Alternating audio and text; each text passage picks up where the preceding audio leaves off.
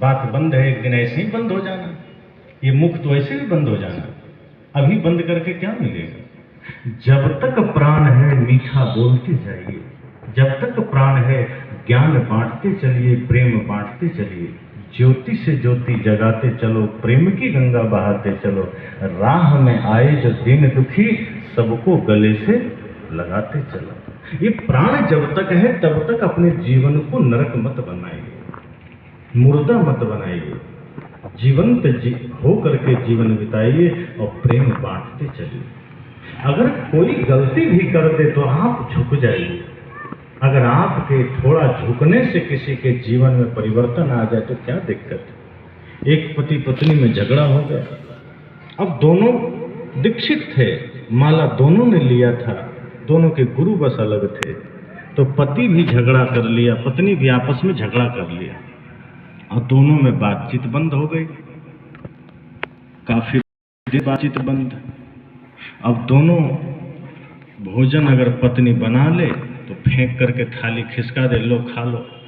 पति भी सोचा ठीक है, क्या बोलें, ठीक, वो भी बेचारा खा लेता। सामान लाना होता, पत्नी कागज में लिख के चिट्टा फेंक देती, वो भी पढ़ता, सामान ला के घर के अंदर झोला फेंक देता, लो। पति के पास गई रूम में, पैर पकड़ के खींच रही है, उठो दूध पी लो। पति को लगा हम सपना तो नहीं देख रहे, जो 2-4 साल से बातचीत तक नहीं कर रही, मैं खेत से बाजार से काम करके आता हूं, जो एक गिलास पानी तक नहीं पूछ रही, वो आज आधी रात में दूध का गिलास लेके आई है। क्या बात है भाई। पति को विश्वास नहीं हुआ, उसे लगा शायद मैं सपना देख रहा हूं, फिर आंख बंद कर लिया। पत्नी ने फिर टांग खींचा, उठो जी, इतनी देर से उठा रहे। उठ के बैठा, देखा पत्नी है सामने, क्या लगता है सच में है।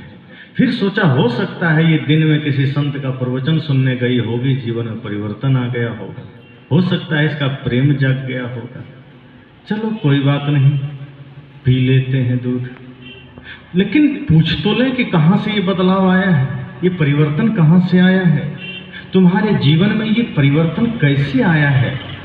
पति ने कहा ठीक है दूध तो पी लेंगे, पहले बताओ तुम ये आज कैसे, क्या हो गया, कैसे ये प्यार, कैसे इतना प्यार कहां से जग गया, किसी संत का प्रवचन सुने हो क्या। उसने कहा नहीं, प्रवचन कहीं नहीं सुने हैं, ना किसी संत के पास गए हैं। दरअसल कल नाग पंचमी था और हम नाग जी को दूध पिलाना भूल गए। अब तुमसे ज्यादा खतरनाक नाग तो हमको कहीं मिलेगा नहीं, इसलिए हम तुम्हें ही दूध पिलाने आ गए। मतलब पति में प्यार नहीं जगा था, वो नाग देख रही थी कि पति ही नाग है, फुफकारता है, लेकिन खुद नागिन बनी है, उसको ये दिखाई नहीं दे रहा है। संत कहते हैं कभी ऐसा मत करना, घर बिखर जाएगा। अगर पति में नाग और पत्नी में नागिन दिखने लगे तो फिर आप तो जानवर हो गए, आदमी कहाँ रहे। जीवन में ये भाव जागृत कीजिए कि पत्नी में देवी का दर्शन हो और पति में देवता का दर्शन हो। इसलिए तो पति को परमेश्वर और पत्नी को भगवती का दर्जा मिला है हमारे शास्त्र में। एक चीज और ध्यान रखिए, भारत ही एक ऐसा देश है जहां पत्नी को धर्म पत्नी कहा जाता है और कहीं नहीं कहा जाता। पत्नी के पीछे अगर धर्म शब्द जुड़ा है, जानते साधारण नहीं है। धर्म पत्नी का मतलब है वो पत्नी जब पति का कदम बिगड़ जाए तो धर्म के रास्ते पर ले आवे, और धर्म पति जो पत्नी का कदम बिगड़ जाए तो प्यार से, भाव से, भक्ति से पत्नी को रास्ते पर ले आवे। पर आज हमने उस रिश्ते को भी खटास में बदल दिया है, खटाई में बदल दिया। पति पत्नी के रिश्ते कुछ अच्छे नहीं चलते। आज पति पत्नी के बीच की स्थिति तो ऐसी हो गई जैसे भारत और पाकिस्तान का बॉर्डर का हालात है, तनाव बना रहता है। कब कौन किस पर बम फेंक दे पता ही नहीं चलता, कब पति पत्नी एक दूसरे पर बमबारी कर दे पता ही नहीं चलता। संत कहते हैं नहीं, एक दूसरे में देवत्व का दर्शन करिए। सत्संग अगर आप सुनते हैं, गुरु का मंत्र जपते हैं, पूजा करते हैं, इसका परिणाम आपके जीवन में उतरना भी तो चाहिए।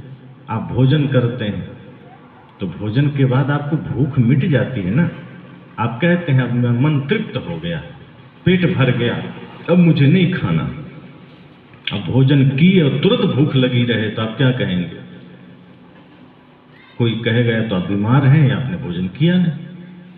सत्संग सुनने के बाद, ध्यान के बाद, पूजा के बाद, जाप के बाद यदि प्रेम जागृत नहीं हुआ, परिवार में जो समस्या थी वो मिटी नहीं, भाई भाई का विवाद नहीं मिटा, इसका सीधा मतलब है या तो पूजा ठीक से नहीं हुई है या सत्संग ठीक